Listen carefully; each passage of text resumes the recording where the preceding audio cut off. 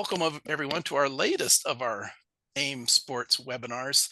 Uh, this one is again in a long line of this is our 174th one since we started doing these in March of 2020, and we've been doing these regularly straight through the pandemic and then continuing on. We typically do these with a lot of technical discussions, but every once in a while we like to have guests join us that have had a background in data and certainly a background in motorsports, and today is no different. And I would like to welcome our guest, Derek Cope. Derek, good to have you here joining us. Well, thank you. It's a pleasure to be with you. Exactly, and uh, Derek is from my hometown here, where he did some of his earliest racing. We'll chat a little bit about that as we go, but just a little bit about Derek. Of course, the winner of the 1990 Daytona 500 winner, but some of the stats I found on the most informative place ever, truthful Wikipedia. But so Derek can tell me if I'm wrong. But 429 NASCAR Cup starts, a lot, 280 Xfinity starts, or Busch back in those days, right? At some point, and then 15 Truck Series starts, and including 3 Daytona 24-hour endurance race starts. So we'll chat a little bit about that as we go too. Not only did he win the 1990 Daytona 500, but also a race a little bit later in the same year, the 1990 Dover Cup race as well, and then was also a pole winner at Charlotte Motor Speedway a couple years later with a different team. So um, pretty, and won in the Busch Xfinity Series at New Hampshire, a track that I've been to as well. I enjoyed that place. I was there for some road racing stuff, and I know Matt Romanowski in our chat spends a lot of time in New Hampshire. He lives there as well, so in his Porsche that he runs. So the uh, a, a, a, a long and varied career. But Derek, I would like to start with chatting a little bit about the beginning of your motorsports. I understand you were an athlete in school and did some work. I've seen an interview with you in the past. You got hurt playing baseball and had to kind of give that part up and focus on the racing. What how did you get started in motorsports? Your family was a little bit involved in engines and motorsports as well, I understand. Correct. My father and uncle were drag racers from the early days, really, and they had been touring professionals and settled in Pacific Northwest and started their own engine rebuilding facility. And that's how I got involved, because at an early age, at 14, I was grinding camshafts and tearing engines apart. And then I traveled with the Top Fuel car, which we owned, and another gentleman had a Donovan in, and we went racing when I was 16. So I did love racing, and in all forms, really. And then, was really had aspirations to play professional baseball and got hurt, as you alluded to. And then that kind of, my brother was kind of starting a late model sportsman car, and I was in a cast. So I started going down and helping him. And then one thing led to another, and I got to drive the car and fell in love. And I went to work for my dad at the engine shop and started driving that car as well. Obviously a natural talent, took to it right away, obviously, because you were super successful here locally, fairly quickly. I'm about 5 miles away from Spanaway Speedway, the old Spanaway Speedway. A whole bunch of homes there now, by the way, in case you haven't been around there since. But so you spent a lot of time here, jumped right into, did you get right into the late model side, or what, how did you progress up to where you started to head back east? Well, I was fortunate that my father was doing engines. They were building engines for the West Coast Grand National, and they were coming back east and running some at Daytona and locally as well. And a guy named Jackie Cooper was sponsored by my dad doing engines, and he had a car and was retiring. And that's the car that we ended up racing. I ended up racing. My brother and I started out in a car from Steve Hemholtz, which was we called the Gray Ghost, and it was an old Chevelle. But at that time, it was kind of unique. The late model sportsman division were actually big, heavy cars, much just like the Winston West cars and the Winston Cup cars. So I started in a heavy car with Darren, and we kind of traded off each week to get to ride that first car. And then he decided to not want to do it, and I did. And I went on to drive full time in 1980 and started with a late model sportsman car. But they were very, very heavy cars, with long wheelbases. So pretty much the same as what I would drive for the rest of my career. And you pretty much on short tracks around here, or did you start to focus on the larger, the 5/8 at Evergreen or Yakima or things like that, or everywhere on the West Coast? Yeah, I mean, my first ever trying to go test the car was at Spanaway Speedway. There you And go. then my first race was Yakima. And that's where I started, was Yakima, Portland, Tri-Cities. And then I got to run some sporadically at, Spokane and Monroe, Evergreen Speedway, where the big track was. So, but that's where I started and pretty much cut my teeth in 1980 and ran my own car. And then things progressed from there. But that was serving my apprenticeship was that year. How long did you run your own car and stay local before you started to get rides and started to move up the ladder? 1 year, Just 1 year. 1980. I ended up winning a race and got Rookie of the Year. And then I got an opportunity, which really was probably the most important thing that ever transpired, was when I got hooked up with George Jefferson out of Yakima in the Natchez area. George was a logger, and Harry Jefferson, he had, a lot of gone back east and ran races at Rockingham and a lot of places, Charlotte. And Don Dowdy was driving for him and, didn't want to travel. And George, we cut a deal because I was doing the engines. He had a bunch of Australian block Clevelands and I was doing a lot of engine work already. So we kind of put a deal together where I would take care of the engines and, do all the servicing of those, and he would pay for all the parts. And then I got to drive. And so that was really what really was my first opportunity, to really drive for somebody else. And that's where it would remain. Yeah, it's funny how those things, they start that way. Every young racer has that story where where they find that person that believes in them and puts them into the car. In this case, it sounds like you were working towards it anyway, right? With doing the engine work, you were providing a service as well, so it worked out best for both of you. It sounds like. So then pretty soon you ended up heading back east. So you'd probably I think I remember you running some of the Riverside road courses, and when they would come west, you'd run in the Winston West stuff on this side and started to race. When was your first? What was the Winston Cup Series at that time? When was your first race in the big series?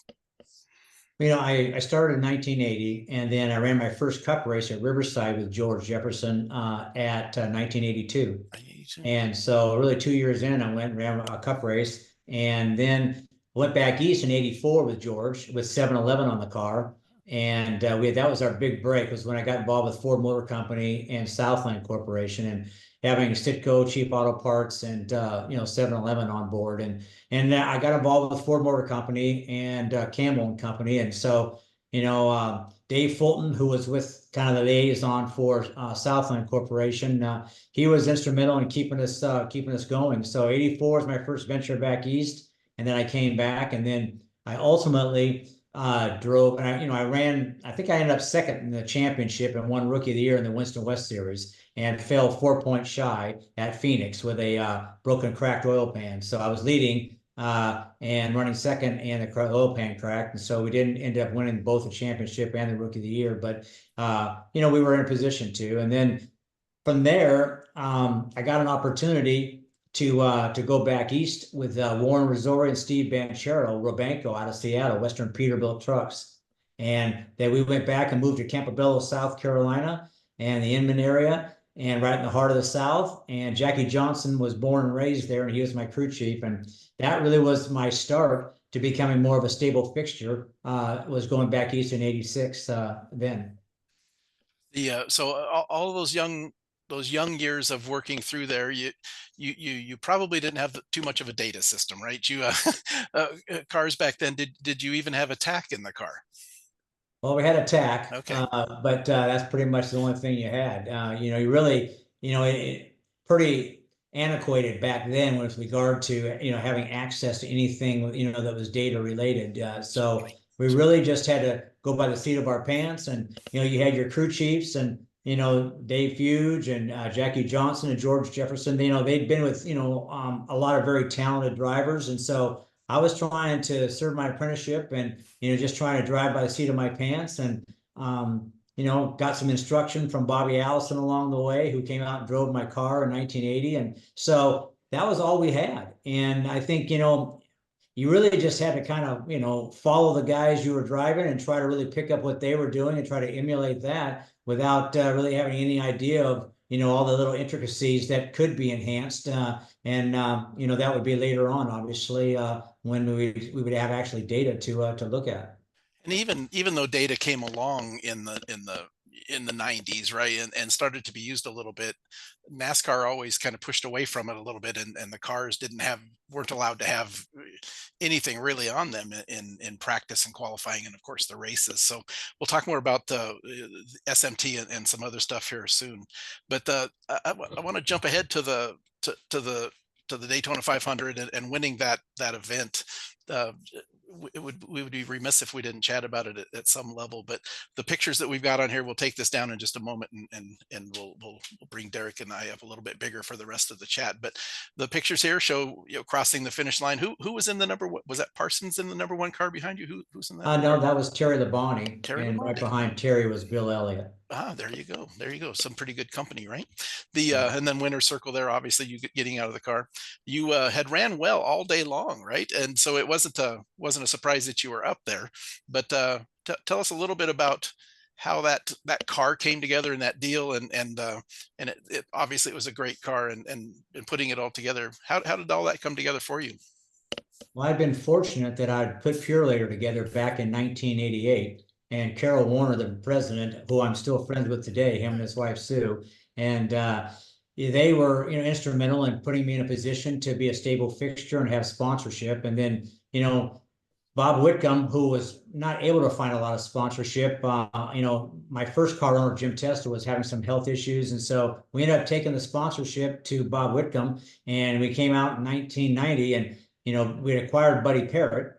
And Buddy Parrott had worked really hard with Robert G. and put a body together and put the car together. And we had enough money to run Hendrick engines for about 10 races. But we did have Keith Dorton, who was Randy Dorton's, who was with Hendrick. His brother Keith put the motor together for Automotive Specialists to run Daytona. So it was really a Keith Dorton engine that we won with at Daytona. And we went down there and tested and ran well. And then, pretty much all the speed weeks, we were really fast. We were in a position to run right with Dale all the time. We actually passed him in happy hour, and, we really felt like that, if I could just take care of the car, we had an opportunity to win. And that's really was what the game plan was. Buddy was adamant that he said, I want you to follow Buddy, follow Dale wherever he goes. If he goes in the bathroom, I want you to follow him in the bathroom. And I said, well, okay. So I stuck to him, as close as I could, and listened to everything he was doing and watched what he was doing. And we had a game plan, and Buddy said, we'll have a shot. If you can keep this thing out of trouble, we'll have a shot to the end of the race, and we'll have a shot at him. And sure enough, that's what the game plan was, and it came to fruition. Really came down to a last, as all these things often do, right? That a late pit stop and some adjustments. What did you guys do on the car the last run, and what do you know if what Dale did to get yourself put in the position to run?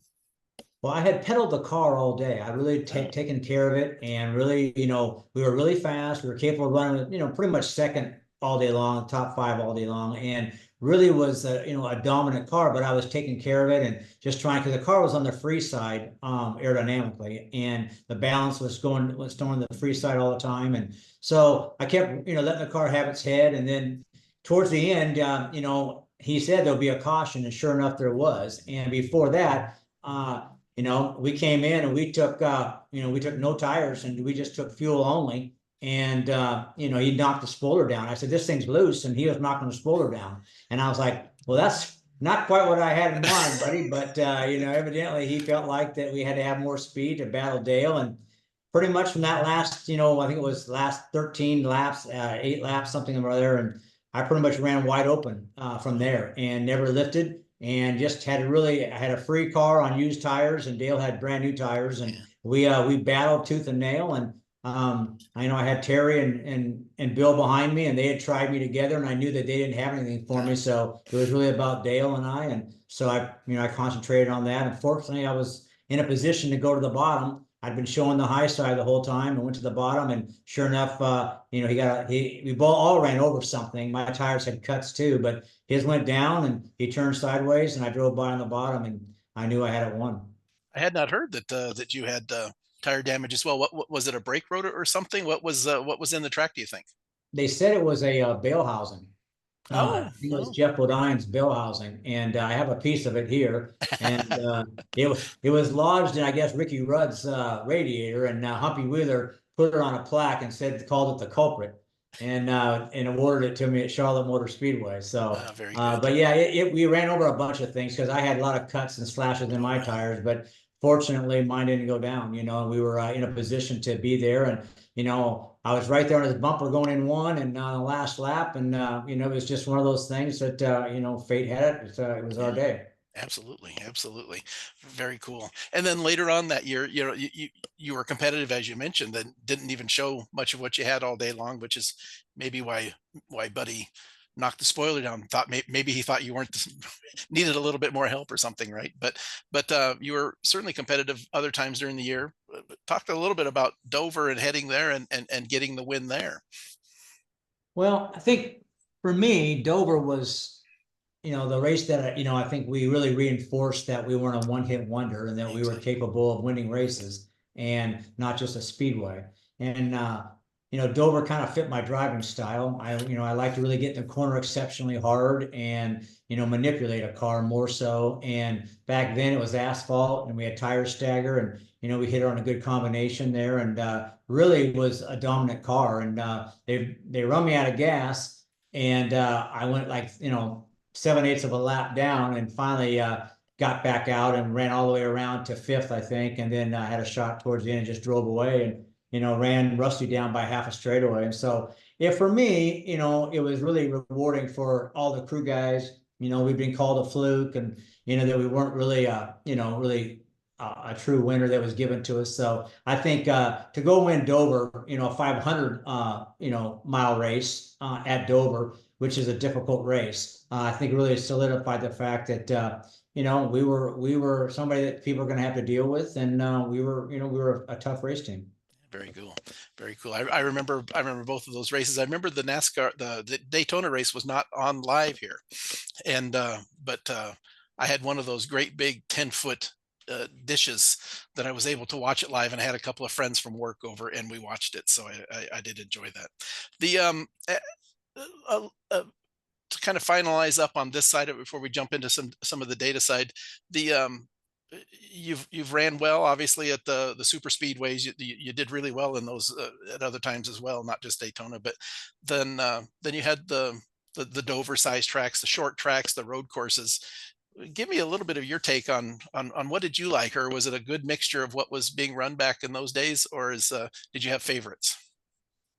Well, I like the big racetracks. I certainly loved Michigan, and I loved Pocono. I love Charlotte. I like the places that were fast, and I like the places that you could really drive the car exceptionally hard. And I mean, I had a number of outside poles at Pocono. Should have had poles there a couple of times. I had a pole at Charlotte, in '98, and I had a pole at Michigan in the Xfinity car, the Busch car.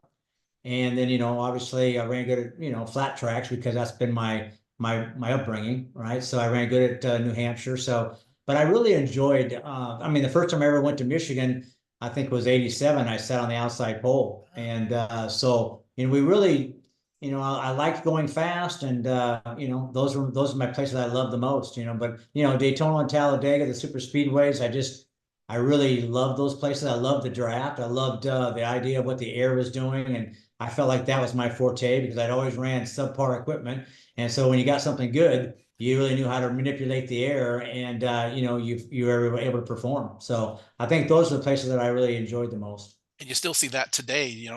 They go to Daytona, Talladega a couple times a year for both of those places, and you see the teams that don't quite have the large budgets are running up towards the front all the time. So, which makes it fun for me as a viewer to watch it. I love to see people Yeah, be able to get up there and not just spend money to get up there. Everybody's spending a ton of money, yeah. obviously, but the road course racing, you ended up doing some 24-hour of Daytona events. Did those a few times. Did you really enjoy? You said your first race ever in the Cup Series was at Riverside, a place that I got to race in an off-road car. We did off-road races there, and in '86 I got to race there. So I really have always enjoyed Riverside. But you got to do some road racing. Was it a something that you focused on at all, or did you enjoy it?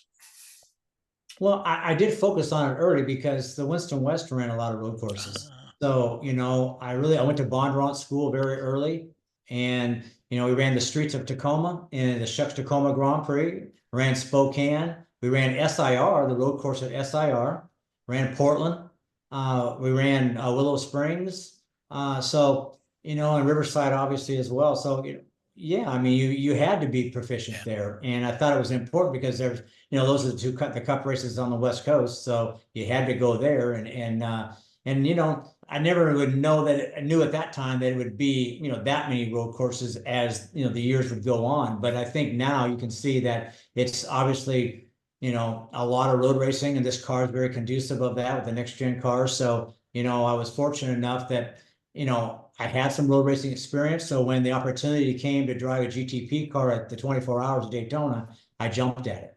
And I really, truly loved driving that with all the grip and the downforce.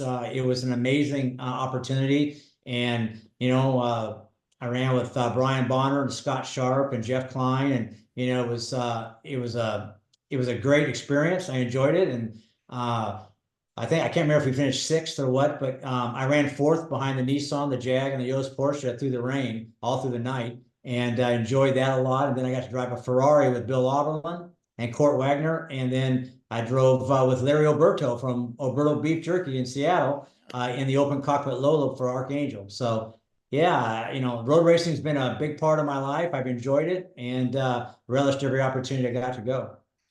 Perfect. When I looked at some of the co-drivers you had in the 24-hour, I thought, well, he had good teammates, so you got to judge yourself pretty well. I mean, Bill Auberlen alone was obviously Yeah. is quite the talent, obviously. So the let's start talking a little bit about the data side. We've been lucky enough to have Larry McReynolds join us here and talk about his early time when he was getting data for the first time in the Cup Series. What do you remember about when you first started to get data in for testing and such in your career? I want to believe it was about 1998 when I was with Bahari, and we ended up going to Indianapolis, and I think it was there that we actually tried PySim for the first time.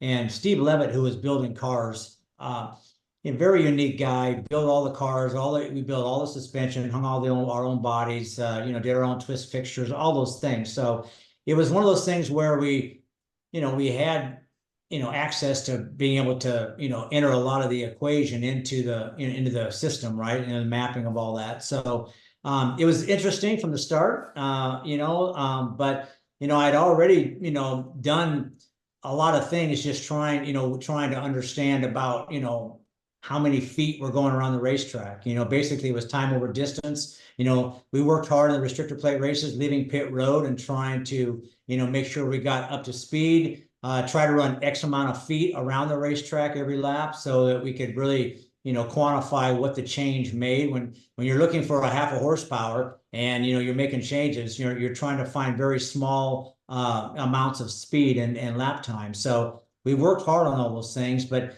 yeah, the PySim was interesting for me in '98, and that was my first real introduction to real live data. Were you pretty well open? You had been racing by that time, 10 years at that higher level, right? Or 12 years at the high level. Were you pretty open to taking your skills that you owned as a driver with the seat of the pants that was so important and still is, but was so important to bringing that electronic world in? Did you buy into it really quickly?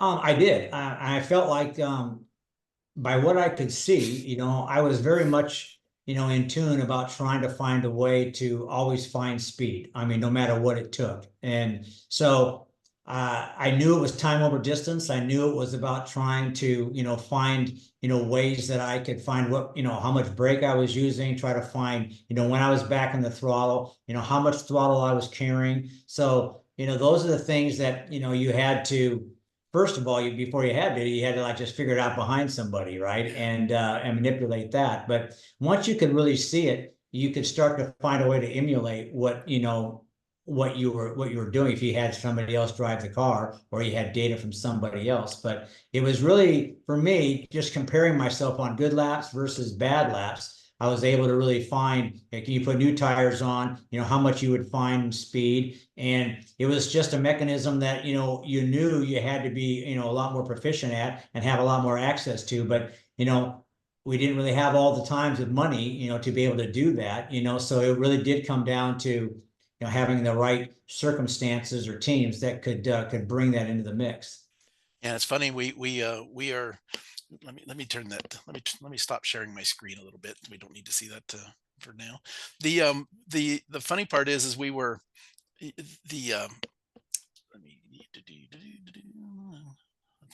I'll try to do that in a second. The funny part is when you first started to get it, it was a large box, right? It took up the entire passenger seat area, from what I understand. And now we're talking about boxes that are the size of a pack of cigarettes, right?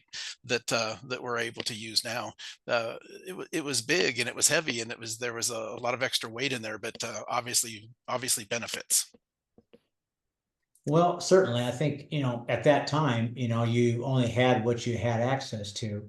But, there was a lot going on with infrared, tire, there was, the uh, ride height sensors, there's a lot of things that still were, at that time were very important, and people were starting to really utilize and being able to really draw some correlation, to you know, what was important, and try to find ways to maximize every avenue that you had, available to you. So for me, I was very intrigued by it, and obviously I was involved with shock absorbers at that time too. So looking at shock velocities and trying to understand more about that really was very interesting to me, because I was designing my own pistons and doing a lot of things, that with base valves and things like that, which I brought a lot of that technology from Europe over in '94. So it was important that I could start to understand really what was going on and seeing some of the differences. So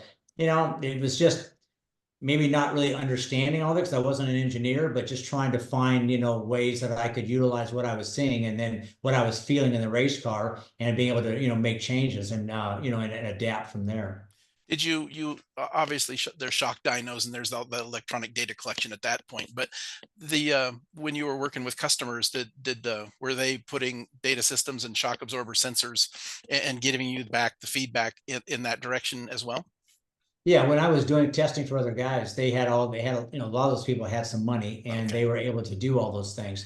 And we were able to learn a lot. And I think that's what, really helped for me. And, we actually had some guys that, they were contract labor, they were guys that we outsourced that had, another type of system. I don't remember what the name of it was. It was started with a C, I think. But we utilized them, where they brought it all up and they put it all in the car. We paid him, and Tom Colley was his name. And, Ah, we used Tom, and, I would try to learn from there what we were doing when I had access to it, and other people that we had access to. So it really was, something you knew you had to learn, so you knew to have access to, but you always didn't have the funding, available to you to do that. So it would be a lot later on, before I really had the opportunity to really, kind of get a lot closer to it.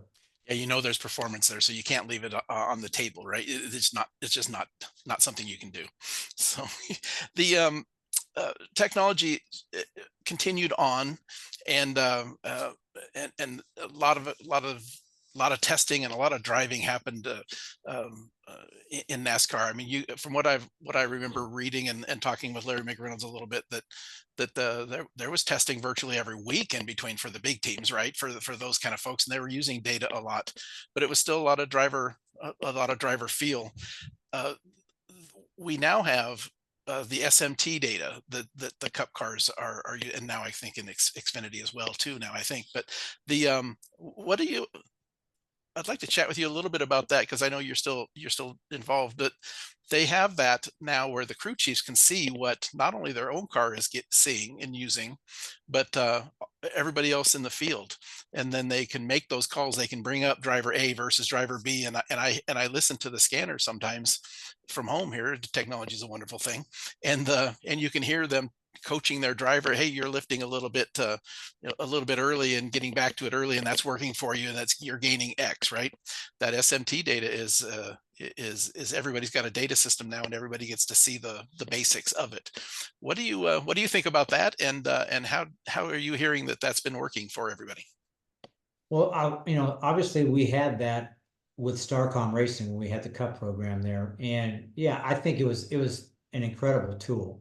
And we had some young drivers in there, and we obviously were in the infancy of maybe some cars and things where we were just really trying to find our way, trying to find the balance in the cars at that time when there's a lot of things going on with aerodynamics and a lot of manipulation of the bodies. So you really had this opportunity with SMT to, to look at every aspect of the car and, in real time. And nowadays it's become such a resource for the teams. And obviously we did not have this when we were running Starcom, but we did have the SMT data to look at, and we had it right there in the pit, right there on the pit box, and we were looking at our driver running the lap times and looking at everybody else and trying to just find where he needed to make changes to run better, find speed in comparisons to what other guys were doing that were making speed. So we would do that at real time at the racetrack. But the big teams, they had what they call war rooms, and they were they had telemetry back at the shop, and they had 5, 10, 12 engineers, and maybe some of the bigger teams had more, but they were running the race from the control center, and they were actually just running the race from there, looking at fuel mileage from everybody else and what strategies you're running. They're watching what their drivers are doing. They're making all of the decisions pretty much as far as what changes to make on the car from the war room, and it's just being relayed back to the pit box. So very much a change in the dynamic from where NASCAR would never go before, and allow it. So it really has created another element, and along with the correlation of all the CFD modeling, still some wind tunnel data, but all the simulation that they do now. I mean, they're doing so many simulation runs per car in 3 days before they go the next week. It's amazing. So there's a lot of work that goes on at the shop now, and it's all data related. Well, the pandemic created the problem where, or maybe the solution, I don't know where, but practice has almost been taken away, right? And there's the young drivers that just don't get a whole lot of seat time when they're coming, they're moving up, and you used to be able to go test and do all these things and get an hour or two of practice on a race weekend. Not happening anymore. How do you think that SMT data and them being able to compare has helped young drivers? Well, I mean, at the level that in the Cup Series level, the guys that are getting opportunities there, I mean, they have access to everything, right? They have all the outlandish sim machines, and they're doing real sim work. They're actually getting a lot of seat time and really knowing exactly what is needed of them, and they're able to emulate what the other drivers are doing. So that's the big thing, overlaying data, much as we do with AIM and the Trans Am and all the other stuff. So you're just trying to overlay and compare. And it's kind of like what they did that with Jimmy Johnson and Jeff Gordon. They said that they overlaid data, they simulated it, and they tried to overlay and make him emulate what Jeff was doing. And so that was the quickest way from point A to point B. And I think you're seeing that now. And if they have access to that and they're working at that all the time, that's the way you can make up for the not getting the actual seat time at the racetrack. But it really is, yeah, I think you can see it now, especially like with Jimmy Johnson, not getting the actual track time and not driving this car. And now he's saying that, he needs more track time, that the sim is not really relative as much as him driving the car at the racetrack. So it is a detriment, I think, to the younger drivers, certainly. And I hope that NASCAR would look at that and maybe try to find a way that there could be some lift on the testing ban to give these kids a little bit more, access to it. especially ones that are in their rookie season or something, like, a less number of years of experience, something, right? Because it Yeah. would help not only them, but it would help the teams as well, the younger, smaller teams that are trying to grow. You could see where that would help. So interesting. And it's interesting you talk about Jimmy Johnson and the total amount of uh, experience and skill that he had to become the champion so many times over that he was, and now to be in a position where he comes back and the cars have changed and the practice is gone. It's interesting to see somebody that probably drove with a lot of feel, and this car feels different, and he's struggling. And he's so good that it's you know that it's a struggle, right? It's hard for everybody, no matter how good you are, I suppose. So interesting. This this SMT data you mentioned it briefly. The larger teams having these war rooms of information. I'm You think back and you listen to the and understand what the crew chief's job is to bring all this together and make these changes. And I didn't realize until what you've just talked about, that their tasks of probably their job skills are different now than they were even 4 or 5 years ago. Now they're bringing in all of this information, and they're having to bring it all together and make those calls. But they have all this more information, right? So it's probably confusing or overwhelming in a different way than what a crew chief would have been in the past. What are your thoughts on that? Well, I think, you know, a lot of the things that are different is the fact that, they're getting the cars require so much more difference. They don't react the same way. So now it's like you're with that diffuser in the back with this next gen car. I mean, the difference is 100 thousandths.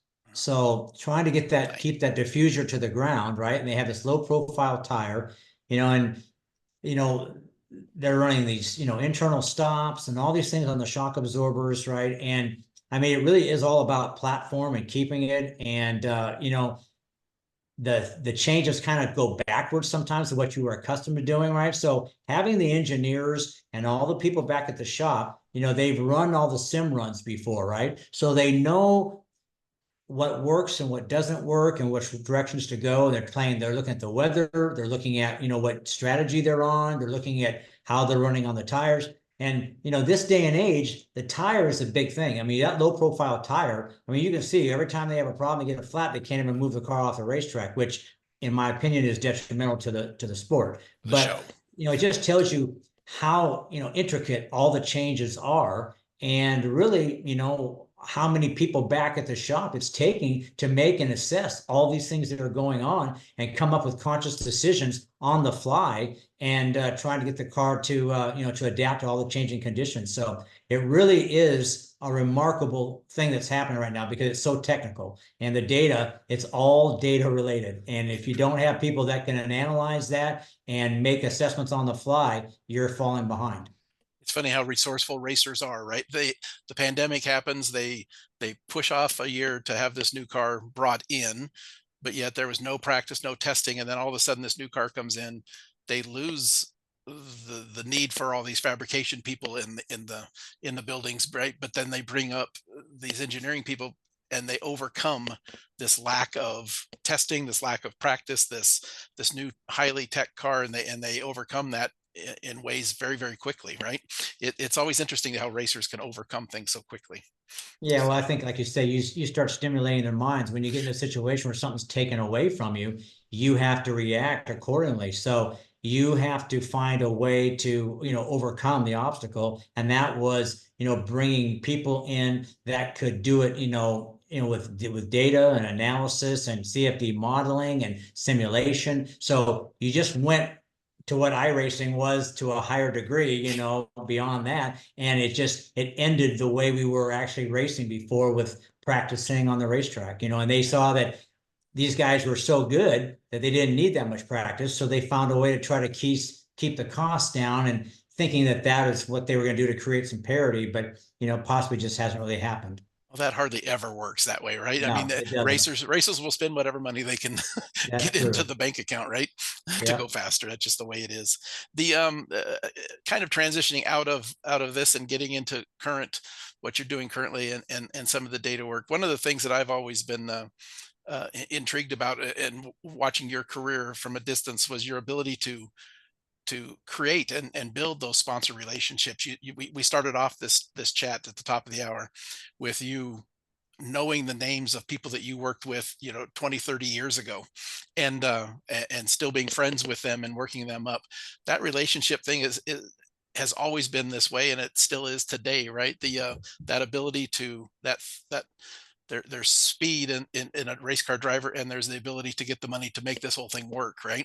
And you always had that skill, and it's still there for all of them. The young drivers, some of them certainly got rich parents, and things are being pushed up that way for them, but the other ones are out there digging hard and trying to find the money, and doing a good job of it. That has not changed in motorsports, has it?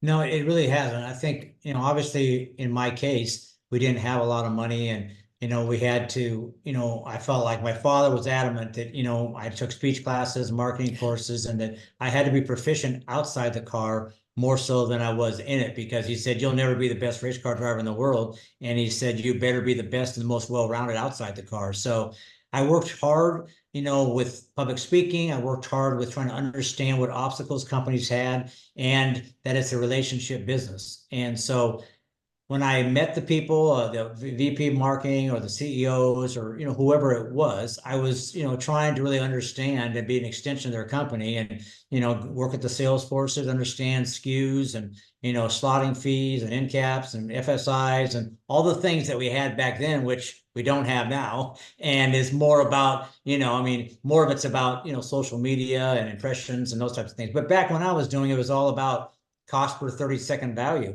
how much exposure time you got. We could quantify that, with a Joyce Julius report and turn that into a dollar figure. And that's how we were able to justify what kind of money we could procure. So it was a different dynamic, but, it was just something that I was comfortable doing. And I was fortunate enough that I had some great relationships and, still have some of those today.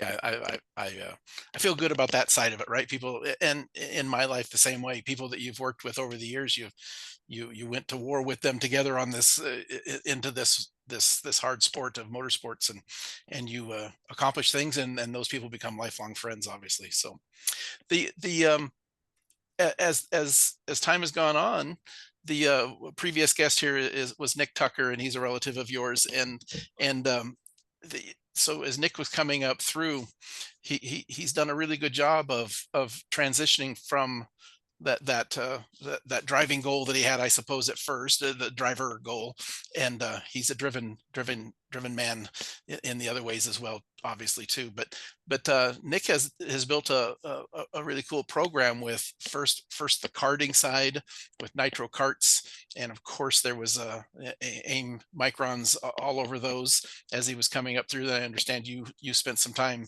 working with some of the young kids, and working on the data side and coaching on that, and then now up through the Trans Am program, and now a road racing program that's been put together, and starting to run that in some of the other series. The you have stepped right into that and started to do some coaching on some of the young drivers that are coming up through. Tell me what you enjoy about that, and how you use data in that side of the world.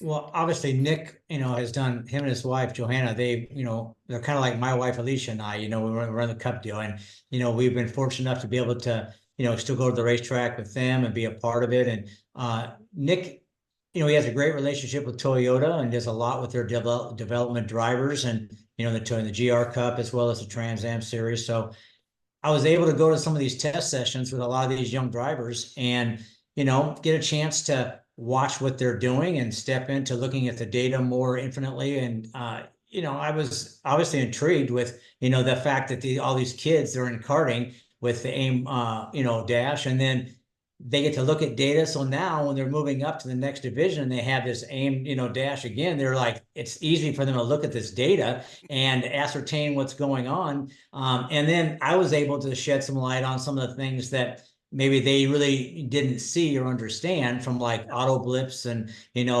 trying to blip the throttle and matching your RPMs and, time over distance, and more about, you're putting all your shifts together closer together and, maximizing those areas, trying to find how many feet you're getting beat by. So I was able to kind of like just bring in a little bit of a different, element into that. And that's kind of become the norm. And, I've always enjoyed looking at all the other things as well. And I've learned a lot, as far as the navigation side, because that was probably was most, deficient at coming in. So I was bringing my own computer and I was, downloading and doing all the things, getting up there, pulling it up, looking at it. We had 8 drivers and heck, we didn't have enough, one guy in there doing data. So I had to start using it on my own. So it was really enlightening and I really enjoyed it. And then to kind of coach your guys and say, hey, look, you wonder why we're not winning or why we're not getting up. I said, look, you have to take it upon yourself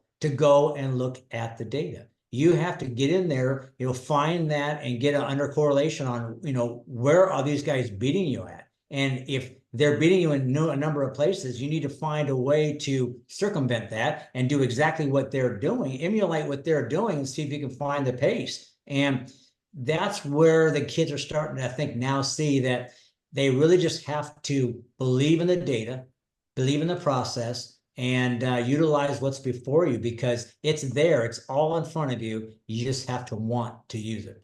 You have to work. It is just a tool, right? It's another tool in It's the a tool. toolbox, and there is no magic button that you just push the button and you end up with a result says that hold the throttle down a little harder in turn 3. That's just not the way that it works, right?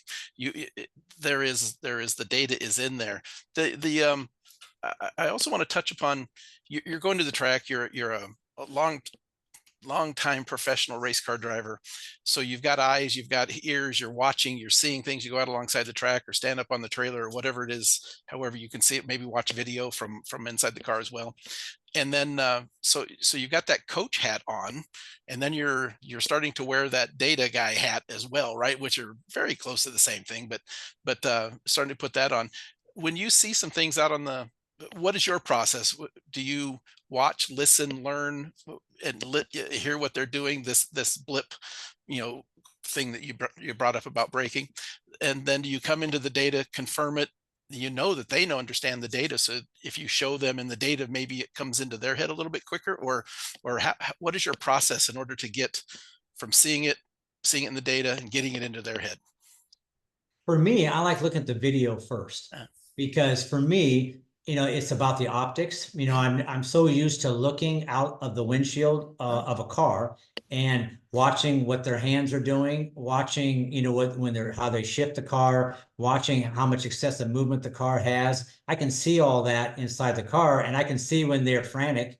I can see when they panic. I can see when it's a qualifying lap versus, trying to outbrake somebody. So when I see those things first and I hear that their blip isn't enough, then I know that when I go back, I feel like that I can hear a little wheel hop or I can feel the thing, that they're kind of maybe not really matching the RPM. So then I can go back and I can look at the data and then I can draw the correlation there and I can say, okay, I confirm the fact of what I'm seeing and I'm hearing, and that, you need to look at this. You need to figure out a way. You need to over accentuate these blips because when you get panicked or you overdrive the corner, you're not getting enough RPM match and you're starting to break the tires loose. And we're breaking, the half shafts or we're breaking the ring and pinions and the thing. So I like the optics first and then going and using the data to back it up and confirm and then start looking at how we're picking up feet and how we're picking up time over distance and, the lap time in correlation to that and the speed, where are we giving up and where are we gaining and drawing all that back. So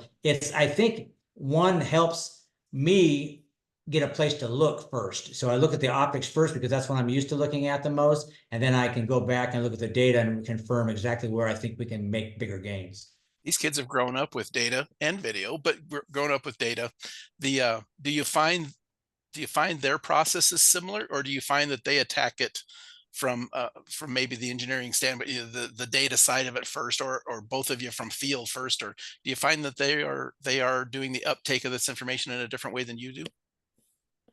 I see that these kids go out and all they want to do is just drive the heck out of it. Hammer down. Huh? They just hammer down, right? They want to drive it off in there, and they want to jam the thing in gear and they want to turn the wheel and get going. But the thing I see the most nowadays too, I think steering angle is really important to watch in the data because these kids, and all the way up to the higher levels that we're teaching, they don't turn the wheel enough. And they got such, low ratio racks in them, and same steering boxes and things, right? And they're so used to driving go-karts where they had their hands way down and they don't turn the wheel. They don't get over the top of the wheel like I would have done in my day, right?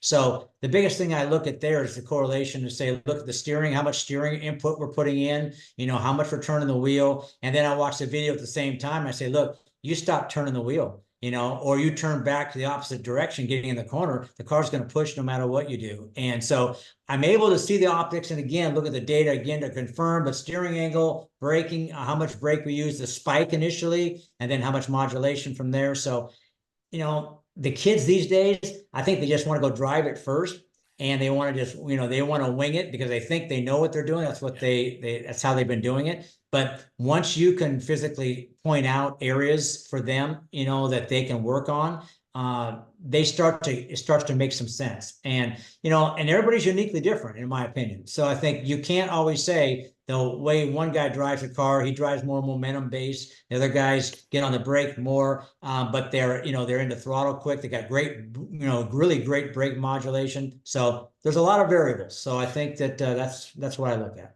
It's interesting. I wonder, and kind of started to tidy this up a little bit, but the kids that you're working with that have made it to the level that you're working with them now in Trans Am or some of the testing stuff that you're doing, they've probably been super successful in karting all the way up, and they have been able to live on their skill alone, right? Just of years of experience and being able to just overwhelm the car with talent. And then all of a sudden they start to meet up where talent is meeting talent. And now all of a sudden the person that's going to work harder, dig in that last little bit and find that last 5% is 5% is huge in a Trans Am car or a stock car, right? So you being able to come in there with your skills and your background and the respect that they must have for you and listening to what you say, and Nick, right? Nick has a lot of background as well, and both of you coming in there and talking that way, they're getting a very huge value. But my guess is there's that whole talent equals talent thing, and then some of them are going to really step up and begin to continue to work really hard and use the data, use the video, use the stuff that you're talking about to help them that last few steps, right?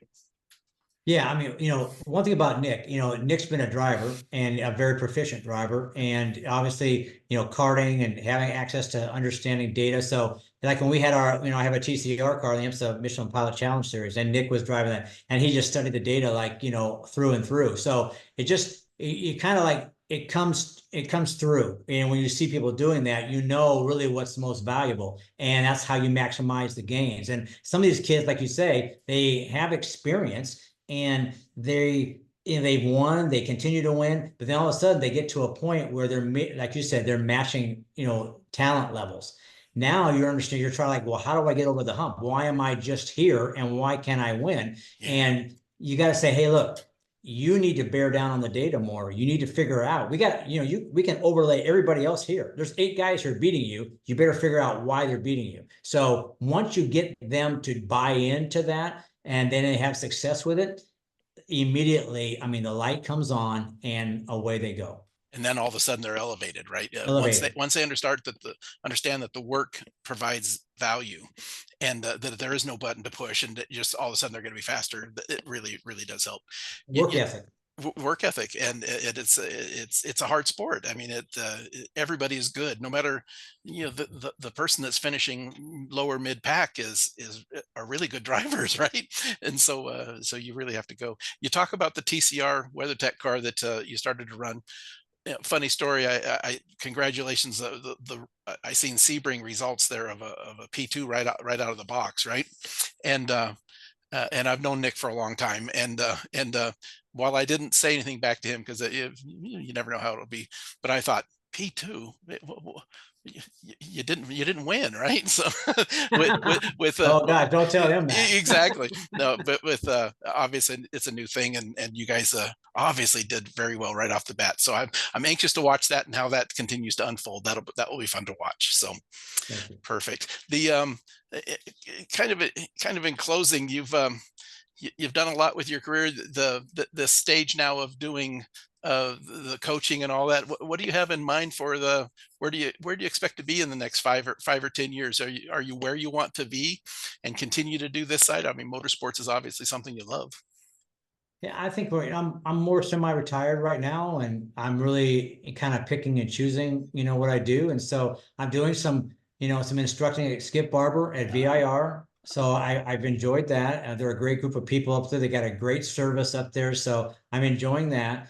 And then, getting to go to the races with Nick, with the Trans Am program. And then now we have the TCR car. So I still get to go to the racetrack, and I got a Radical, so I can go some track days, and I can piddle there with my aim data on it too, and so I can have fun. And so yeah, that's kind of where I'm at right now. So I think I don't know what the future brings. I just kind of go at it one day at a time, and I'm pretty happy with where I'm at right now. And so trying to enjoy life, as I can. Where do you run the Radical at? Mainly at VIR, or do you go to South Carolina? Yeah, we go to Roebling Road Roebling down in Road. Savannah. We go to VIR, go to Kershaw down in South Carolina. So, and go to Road. I'm getting ready to go to. I'm probably gonna go to Road Atlanta here this year a little bit. So yeah, we're just wherever I can find time in between what we're doing, Yeah. then I'll go play a little bit. But I have yet to drive a TCR car, but I will take it to a track day, and I want to go drive it so I can work on the shock absorbers, and I can feel what the car does with front wheel drive versus rear wheel drive. And so I can make better assessments and choices shock absorber wise. So, I'm just kind of getting into the little nuances now with that. So I'm spending some time looking at the data there that we did at Sebring and trying to understand more about what's going on. Absolutely. And you're learning the Race Studio 3 software and continuing to get up to speed. I will make the offer to you, like it is part of what I do for everyone else as well. But if you ever want to sit down and take some time and do a Zoom call where we share screens, and you have any questions about what to do, please just let me know, and I'll be all over it with you to help you Well, get up to don't speed don't on that. tease me. No, no, it's I probably need a lot more work there than what you would think. So you forget, you don't do it very much, and you get doing other things, and then next thing you know, you get back in. I'm like, okay. where Where was was I I? at? Where So was I? yeah, don't tease me. I may be calling you to that and You get back and get a lot more involved in that. you let me know. I'm always happy to help. I've done a little work with Nick in the past on some data training stuff as well. So the anytime you need it, you just let me know. We All right. I'm going to share my screen here as we kind of close this out. And uh, the one of the things that we do, of course, we have all of these webinars that we've been doing and having a great time with. This is just the next one of them, and currently we have about 239 training videos up on our YouTube site, where we put all of these webinars plus other types of videos as well. Yeah, those of you that are watching this either live or later on YouTube, there's just a ton of information there. Make sure you go and visit that. The what we do here at AIM, and we like to say we're a customer support company that happens to sell racing electronics, and we will be at our vans and our staff will be at tracks all over the country, and if we're not there, we can't be at every track every weekend, but we can be at a lot of them. But if you have any questions at all, give us a call at our 800 number. Email me. Most of you that are watching this have direct contact information for me as well. So make sure you give us a holler. We want you to make sure you get the most out of your investment into your data systems as fast as possible. So the next webinar that we're going to have, we're doing these twice a month, as all of you know. The last Tuesday of the month, one we do at the original time of 10 a.m. Pacific or 1 p.m. Eastern. We have our next guest is going to be Tom Tang, and he's a road racer, typically a road racer, an endurance racer in road racing that has totally changed his BMW around, and he's just been testing it recently, getting ready to go to the Pikes Peak Hill Climb for the first time. And we've been working together with Tom and his team of helping them understand the data. He's been working just in the simulators like crazy, running up Pikes Peak. He just can't go there and test, right? It's a public road. So he's been trying to learn the hill and get everything up to speed. He's going to join us on May 28th at 10 a.m. Pacific and talk about his preparations. And it's about a week. That's about a week ahead of when they start to actually race start the practice runs and all of that. So it'll be very, very interesting to see how he's prepared. Look at some data from his preparation runs up and down the hill, and in simulation, and getting ready to go. So we're really looking forward to Tom joining us in a couple of weeks. So looking forward to that. Derek, it's been a great time. I've really enjoyed it. We've been watching from a distance, as I've mentioned to you before we came on the air here tonight, that I'm about 5 miles away from where you went to high school, at Bethel High School. So, and Spanaway Speedway, fairly close to me. So, known of you for a long time, and some of your family members, obviously, but had never got a chance to talk. So, I appreciate you coming here and doing this with us. It's been a pleasure. And again, if you have any needs at all, just let me know. I'm willing to help. Anything else you'd like to kind of add on on our way out the door? Well, I just want to thank you for having me on. I've enjoyed it, and I'm a big supporter of your program, and enjoy working with it. And I'm looking forward to learning more about it. So I'll probably have to end up taking you up on that at some point here. So I got a lot to learn for sure, but I definitely have enjoyed it, and I'm sure that I'll be working with these kids, so I'll need to get more proficient at it. Yeah, you got to work hard, right, to keep ahead of the kids on That's right. electronic stuff. So, Yeah. You guys thank, keep coming up with all kinds of trinkets and all oh, kinds of additions. So and I we got got to some stay more up. coming, and we've got more coming, Derek. I hate to tell you this, Okay, don't but tease me. don't tease me. I'll be behind. Yeah, there you go. Me and you both. Thank you very much for coming. I appreciate it. Hope everybody enjoyed yourself, and we'll see you at the tracks down next few weekends. Talk to you soon. Thank you again, Derek. Thank you. Bye bye. Bye.